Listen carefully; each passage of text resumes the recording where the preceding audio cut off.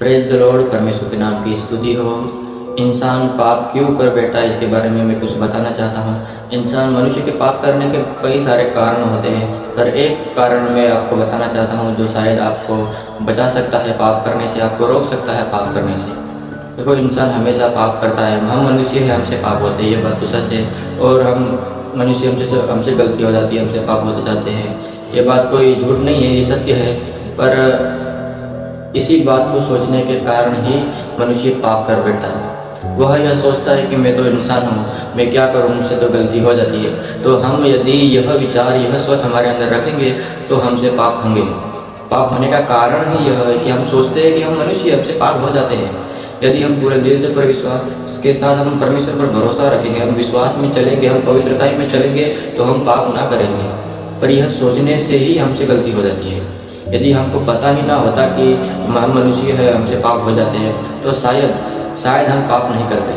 और हम जब ये सोचते हैं, ये विचार हमारे अंदर होता है, तो हमारे अंदर ऐसा होता है कि मैं तो मनुष्य हूँ, मुझसे तो पाप हो जाते हैं, मैं क्या करूँ, मैं अपने आप को रोक नहीं पाता, पाप हो जाते हैं। हम हमेशा यही सोचते हैं, इसी कारण हम पाप कर देते हैं। यदि हम इसको सोचना ही बंद कर दें तो हमसे पाप नहीं होगा।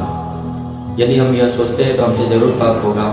और संभव ही नहीं कि ज़रूर पाप होगा। हम रोक सकते हैं अपने आप को, पाप से बचकर रहिए। परमेश्वर का वचन कहता है कि हम पाप के लिए मर चुके हैं, और इस पाप के ऊपर विजय पाने के लिए भी परमेश्वर के वचन एक कहता है। रोमियो की पत्री अध्याय 6 का 12-13, देखो 13वें वचन में लिखा है, और न अपने अंगों को अधर्म के हथियार होने के लिए पाप को सौंपो, पर अपने आप को मरे हुओं में से जी उठा हुआ जानकर परमेश्वर को सौंपो, और अपने अंगों को धर्म के हथियार होने के लिए परमेश्वर को सौंपो। तब तुम पर पाप की प्रभुता न होगी, क्योंकि तुम व्यवस्था के अधीन नहीं वरन अनुग्रह के अधीन हो। ये रोमियो अध्याय 6 का 13-14 वचन है।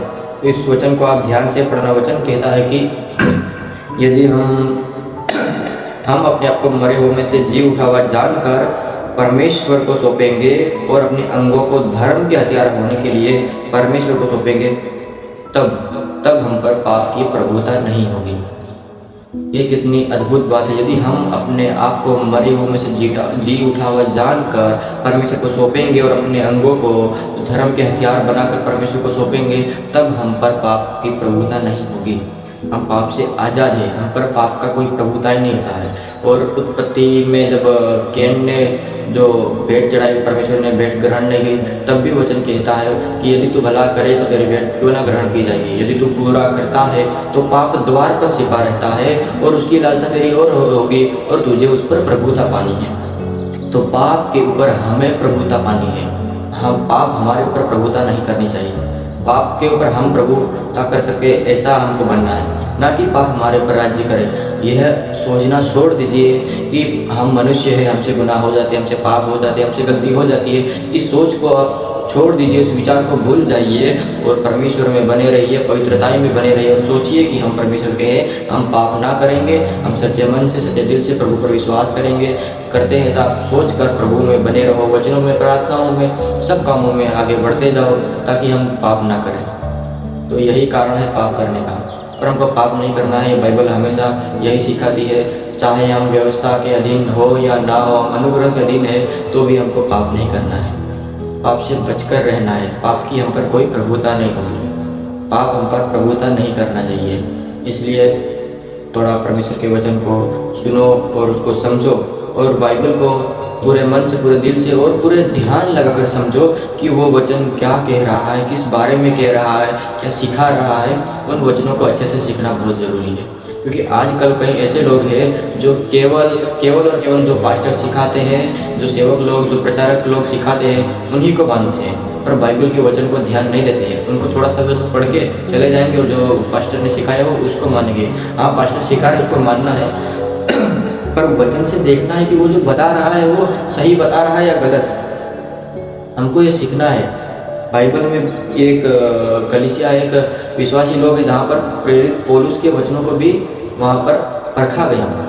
जब उनको पौलुस प्रचार करता था, सुसमाचार कुछ उपदेश देता था, तो वे लोग प्रतिदिन पवित्र शास्त्र में से ढूंढते थे कि ये बातें यूँ ही है कि नहीं। तो हमको भी देखना है इस युग में, इस समय में हमको पहचानना है कि सत्य क्या है। हमको सच्चाई के मार्ग पर चलना है। इस अधर्म से, पाप से हमको दूर होकर परमेश्वर के सही वचन के अनुसार चलना है।